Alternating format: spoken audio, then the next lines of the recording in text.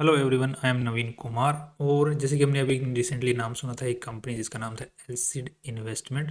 उसके बारे में पहले से बात कर लेते हैं, उसके बाद में हम तीन और कंपनियों की बात करेंगे जिनका वैल्यू आज के दिन जो उनकी जो वर्थ होनी चाहिए उसके मुकाबले 2-3 गुना नीचे ही चल रही है। तो फ्यूचर में और ऊपर जा सकती है। और अभी रिसेंटली मैंने देखा था कि JSW होल्डिंग का भी जो स्टॉक है पिछले एक हफ्ते के अंदर में आई थिंक डबल हो चुका है, डबल के आसपास में हो चुका है। तो इसी टाइप की ये जो कंपनियां हैं इनकी भी जो वर्थ है वो उसी तरीके से ज़्यादा है, जो कि उस वैल्यू पे ये कंपनियां भी नहीं चल रही। आगे भी वो कुछ वीडियोस हम बनाने वाले हैं जिनके ऊपर में हम इसी टाइप की कंपनीज को ही लेके आने वाले हैं। अभी फिलहाल के तौर पे हम एलसीड इन्वेस्टमेंट की भी अगर बात कर लेते हैं तो यहाँ पर इस स्टॉक ने जो कि 3.5 रुपये का था 21 जून को, या फिर हम लोग देख लेते हैं 28 अक्टूबर को 3.5 रुपये का था। और 29 अक्टूबर को ये जो स्टॉक है 2,36,000 रुपये का हो गया। तो यहाँ पे एक बहुत अच्छा खासा पैसा हर जिसके पास भी शेयर्स थे उनको उन्होंने बनाया। कोई भाई बोलता है कि किसी का हाथ आ ही नहीं रहे थे, सीधी सी बात है कि हाँ, जनता के हाथ में ये शेयर्स नहीं आ रहे थे। बट अगर हम पहले का डेटा उठा के देखते हैं तो यहाँ पर 21 जून 2024 को भी यहाँ पे 500 शेयर्स बेचे गए हैं किसी के द्वारा। तो किसी ने तो खरीदे हैं, हाथ बदले हैं। यहाँ पर दूसरे जो 1,000 शेयर्स के हाथ बदले हैं। अब पॉइंट ये है कि ये जनरल पब्लिक के हाथ लगे हैं या फिर उन्होंने ही ट्रांजेक्शन किया है जिनके पास में थे। एक दूसरा तरीका होता है CDSL के थ्रू, आप CDSL टू CDSL जो demat account to demat account transfer कर सकते हैं शेयर्स को। तो उस तरीके से हुआ है, या फिर जो स्टॉक मार्केट में ट्रेडिंग हुआ है वो एक बड़ा सवाल है। बट यहाँ पर हाथ बदले हैं। तो अगर ये जनता के अंदर में बेचे गए हैं तो जिन्होंने उस दिन ऑर्डर लगाए हुए थे, जिसने सबसे पहले ऑर्डर लगाया है सुबह पहले, उनका यहाँ पर क्यू लगती रहती है। मतलब क्यू में जिसने बाद में ऑर्डर लगाया उसका बाद में नीचे फिर ऐसे नंबर लगता रहता है। तो अगर उस दिन उस किसी ने बेचे हैं तो जिसका भी पहले ऊपर नंबर था उसको अच्छे खासे शेयर्स इसके मिल गए। तो जैसे यहाँ पर हम लोग देखते हैं तो 4 जुलाई 2023 को 2,000 शेयर्स किसी ने बेचे, तो अगर जनरल पब्लिक को मिले हैं तो अगर उसने होल्ड किया तो चांदी हो गई बंदे की। राइट, तो इसी तरीके से ट्रेड हुआ। बाकी इसमें ज़्यादा ट्रेडिंग हुई नहीं है बिकॉज ये बहुत ही उस टाइप का स्टॉक था। मतलब जो इसके जिसके पास भी ये शेयर्स हैं वो बेचता तो है नहीं ऐसे शेयर्स को। अब ये कंपनी क्या करती थी, ये कंपनी होल्डिंग कंपनी होती है कि दूसरे शेयर्स, दूसरी कंपनियों के जो शेयर्स होते हैं उनको लेके रख लेती है। तो जो जिन कंपनियों को ये कंपनी लेके रखती है उनके भाव ऊपर जाते हैं तो इन कंपनियों के स्टॉक प्राइस भी ऊपर जाने चाहिए।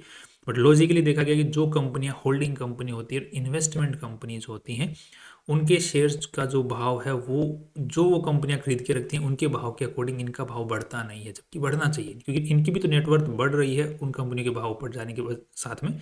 बट इनके नहीं बढ़ते हैं, इसीलिए होल्डिंग कंपनियों की जो वैल्यू है वो काफ़ी नीचे पड़ी रहती है। तो इसीलिए सेबी को एक रूल लेके आना पड़ा था जिसमें जो मार्केट कैप होता है, जो कि हम सर्किट जो कैप होता है, सर्किट कैप को हटा के ये जो जिन कंपनियों की वैल्यू बहुत नीचे चल रही है मार्केट के अंदर में, जबकि उनकी बुक वैल्यू बहुत हाई चल रही है, तो उनको एक स्पेशल कॉल ऑक्शन लगाया जाए उन कंपनियों का। इसी तरीके से एलसीड इन्वेस्टमेंट का कॉल ऑक्शन लगा था जिसमें जिनके पास में इस कंपनी के शेयर्स थे उनको बोला गया कि आप किस भाव पे बेचना पसंद करोगे ताकि नॉर्मल प्राइस के ऊपर में शेयर आ जाए। तो जिन्होंने भाव लगाया वो बोला कि हम तो 2,36,000 रुपये पे देंगे। तो खरीदने वाले जिन्होंने कहा कि हाँ ठीक है 2,36,000 रुपये दे दे, तो जिन्होंने खरीदा, जिन्होंने बेचा, तो यहाँ पर ट्रांजेक्शन हुआ। तो उसके बाद में भी कुछ दिन ऊपर ही गया और अभी वापस नीचे आ रहा है। तो अभी ये हो गया कि ये स्टॉक जो है इस भाव के ऊपर में बेचने वाले बेच रहे हैं, खरीदने वाले खरीद रहे हैं। उस भाव पे क्या कोई खरीद बेच नहीं रहा था। तो वो सेबी के रूल के अकॉर्डिंग एक काम हुआ। तो ये आया था उन कंपनियों के लिए जो इन्वेस्टमेंट और होल्डिंग कंपनीज होती हैं जिनका बुक वैल्यू बहुत ऊपर हो और स्टॉक जो करंट प्राइस वैल्यू बहुत नीचे हो। अब इसी तरीके से कुछ कंपनियां और हैं जिनके स्टॉक मार्केट में उनकी जो बुक वैल्यू है वो काफ़ी ऊपर है और करंट प्राइस जो है बहुत नीचे चल रहा है, 3-4 गुना नीचे चल रहा है। तो उन भी कुछ कंपनी की हम बात करने वाले हैं यहाँ पर। अब इसका तो कुछ ज़्यादा ही नीचे चल रहा था इसलिए इसके ऊपर में ये स्पेशल जो जो सेशन है वो लगाया गया था। उन कंपनियों का इतना ज़्यादा नीचे नहीं चल रहा, बट स्टिल JSW होल्डिंग में हमने अपने अभी देखा कि काफ़ी अच्छा खासा उछाल आया था। उसमें भी हमने बहुत पहले कवर किया था, 2023 में कवर किया था कि it can go 4 times, it went 4 times. So किस्मत की बात है, लक्ष्मी कभी कभी हावी हो जाती है जिसको मिलने वाली होती है। राइट, तो अब देख लेते हैं इन कुछ कंपनियों के नाम हमारे सामने हैं। तो कुछ और भी हम कंपनियों के नाम करने वाले हैं, बट इस वीडियो में हम 3 कंपनियों की बात करते हैं। पहले first one is Sumit securities limited.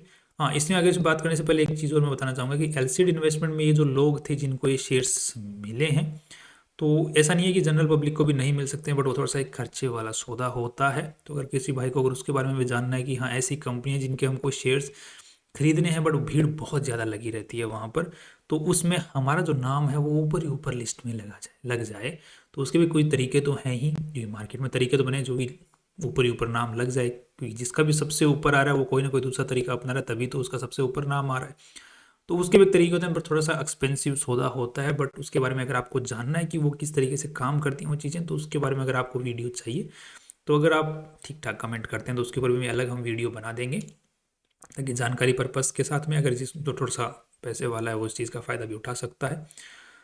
Next हम देख लेते हैं सुमित सिक्योरिटीज़ की बात कर लेते हैं। पहला जो स्टॉक हमारे सामने है इसकी उनकी बात करें, बिकॉज इसका भी अगर बुक वैल्यू देखते हैं 10,300 और ये 3,298 के ऊपर में चल रहा है। दैट मीन्स कि यहाँ से 3 गुना ऊपर जाना चाहिए, बिकॉज इसके पास में जो सिक्योरिटीज़ हैं उनकी जो वैल्यू है वो आज के दिन 10,300 के आसपास की है। क्यों देखने, क्योंकि अगर इसकी हम आरएचपी को आरएचपी नहीं सॉरी एनुअल रिपोर्ट को अगर चेक करते हैं तो यहाँ पर उसकी पूरी डिटेल दी हुई है कि इस कंपनी ने कौन कौन सी कंपनियों में इन्वेस्टमेंट किया हुआ है। तो मेनली इसने जो इन्वेस्टमेंट किया हुआ है वो एक तो सीएट लिमिटेड में किया हुआ है, एक यहाँ पे केईसी इंटरनेशनल में किया हुआ है, तीसरा एक जैनसाट टेक्नोलॉजीज में। ये महंगी, इनके अंदर में ज़्यादा इन्होंने इन्वेस्टमेंट कर रखा है।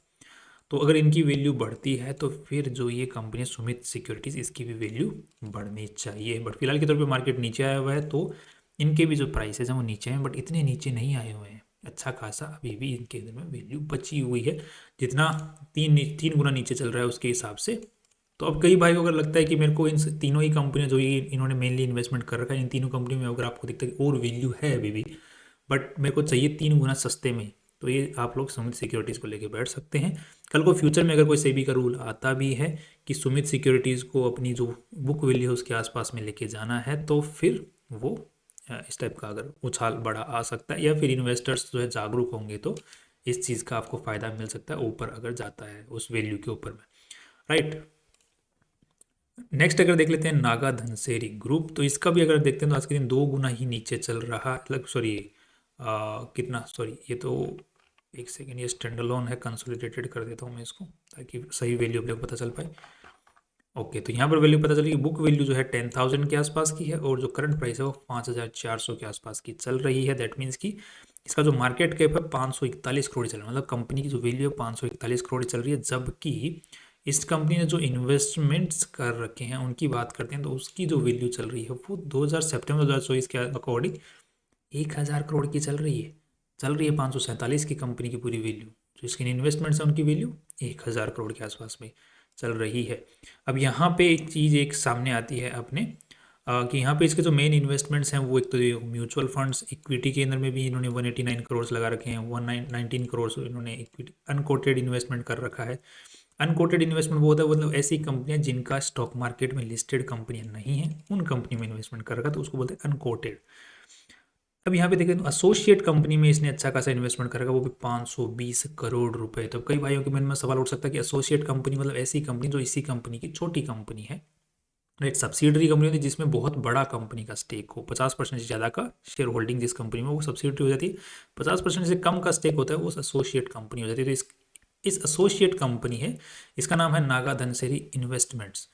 तो ये वाली वो कंपनी है नागा धनसेरी इन्वेस्टमेंट्स। तो इस कंपनी में इस कंपनी नागा धनसेरी जो एनजीडीएल है, एनडीजीएल है, इसने लगभग 22% का इन्वेस्टमेंट कर रखा है। तो उस 22% की जो वैल्यू है वो 520 करोड़ रुपए के आसपास में इन्होंने आंक रखी है। सो इस हिसाब से, क्योंकि नागा धनसेरी इन्वेस्टमेंट ग्रुप ने भी अच्छे खासा इन्वेस्टमेंट यहाँ पर कर रखा है जो कि है लगभग 4,500 करोड़ का, तो 22% के हिसाब से लगभग 700-800 करोड़ रुपए की वैल्यू बनती है। और नागा धनसेरी एनडीजीएल जो ये कंपनी है इसने अपनी तरफ से भी इन्वेस्टमेंट कर रखा है, जिसको अगर हम पता करना चाहें तो स्टैंड अलोन पे क्लिक करके पता कर सकते हैं कितनी वैल्यू है उसकी। तो उसकी वैल्यू है 375 करोड़ की, तो 700 करोड़ वहाँ से और 375 करोड़ यहाँ से, तो लगभग 1,080 या 1,100 करोड़ के आसपास की वैल्यू बनती है, जो कि अगर हम कंसोलिडेट पर क्लिक करते हैं तो वही वैल्यू यहाँ पर निकल के सामने आती है, राइट। तो कंफ्यूज नहीं होना है कि एसोसिएट कंपनी है तो जो उसकी एसोसिएट कंपनी की क्या पता है, इन्होंने तो वैल्यू आ करके इतनी, क्या असलियत में है या नहीं है, असलियत में भी दिख रही है कि है, क्योंकि नागा धनसेरी जो इन्वेस्टमेंट्स हैं इन्होंने अच्छे अच्छे इन्वेस्टमेंट्स फिर से कर रखे हैं दूसरी कंपनियों के अंदर में, राइट। तो इसकी जो वैल्यू है वो 2 गुना नीचे ही चल रही है, मतलब आपको आधे में मिल रहा है ये शेयर्स भी, इस कंपनी के शेयर्स भी। अब इसने कहाँ कहाँ कर रखा है इन्वेस्टमेंट, उसकी जानकारी अपने को यहाँ पर मिल रही है। ये जो कुछ कंपनियां हैं इनके अंदर में ये ट्रेडिंग करते हैं बेसिकली, देखा जाए तो म्यूचुअल फंड में भी इन्वेस्टमेंट कर रखा है, बाकी ये शेयर्स को खरीद बेच करते रहते हैं, तो कभी किसको खरीदते हैं कभी किसको बेचते हैं। तो ओवरऑल इन्वेस्टमेंट की हम यहाँ पे बात करेंगे, इतना पड़ा हुआ है। थर्ड कंपनी है अरिहंत सिक्योरिटीज। इस कंपनी ने भी क्या कर रखा है, इसने भी इक्विटी इन्वेस्टमेंट कर रखा है, बट इसने अपने एनुअल रिपोर्ट में कौन कौन सी कंपनियों में कर रखा है उसकी डिटेल्स नहीं दी हुई है। बट इक्विटी इन्वेस्टमेंट्स इंस्ट्रूमेंट्स के अंदर में इसने भी इन्वेस्टमेंट कर रखा है, जिसकी आज के दिन जो फेयर वैल्यू बन रही है that is around 38 crore rupees. और इस कंपनी खुद की जो वैल्यू चल रही है वो 16 करोड़ रुपये चल रही है। तो 16 32 होती है 48, तो लगभग 2.5 गुना के आसपास में नीचे चल रहा है ये भी, राइट। तो 2.5 गुना के आसपास नीचे चल रहा है, मतलब इन्वेस्टमेंट्स की जो वैल्यू है वो ऊपर चल रही है 2.5 गुना से ज़्यादा। तो अब सेबी के रूल के अकॉर्डिंग या फिर जो जनता जैसे जैसे जागरूक होती है वैसे वैसे इन कंपनियों के जो शेयर्स होते हैं वो ऊपर जाने चाहिए। अब जो इनकी नेटवर्थ है वहाँ तक तो जानी ही चाहिए। तो अब जैसे कि यहाँ पर अगर हम देख लें तो पहले बहुत ही नीचे चल रही थी इनकी वैल्यू, जिसके बाद में अभी क्या थोड़ी बहुत जागरूकता आई है, इसके बाद में इनके जो स्टॉक्स हैं फिर धीरे धीरे धीरे धीरे धीरे धीरे लोग भाग रहे हैं।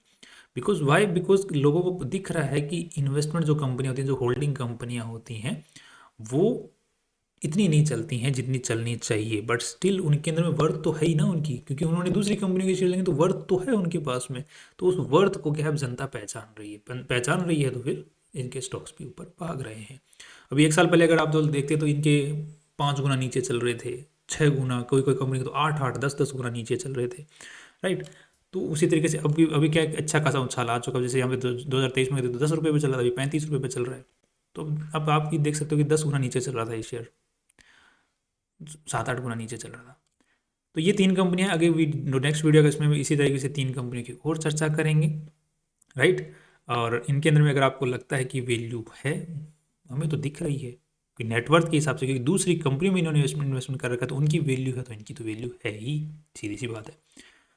बट अब ये ऊपर जाएंगी कि नहीं जाएंगी, जानी तो चाहिए, लॉजिकली भी जानी चाहिए, वैसे भी जानी चाहिए। वो वक्त की बात है कि कब तक जाएगी। बाकी बेसिकली पास्ट के हिसाब से अगर देखा गया कि होल्डिंग और इन्वेस्टमेंट कंपनीज की जो नेटवर्थ के हिसाब से उनका जो शेयर है उतना नहीं भागता है, बट अभी जागरूकता आ रही है तो बढ़ सकता है, there are chances. That's all. बाकी कल फिर मिलते हैं नई इंपॉर्टेंट वीडियो के साथ में, एंड सी यू टुमारो।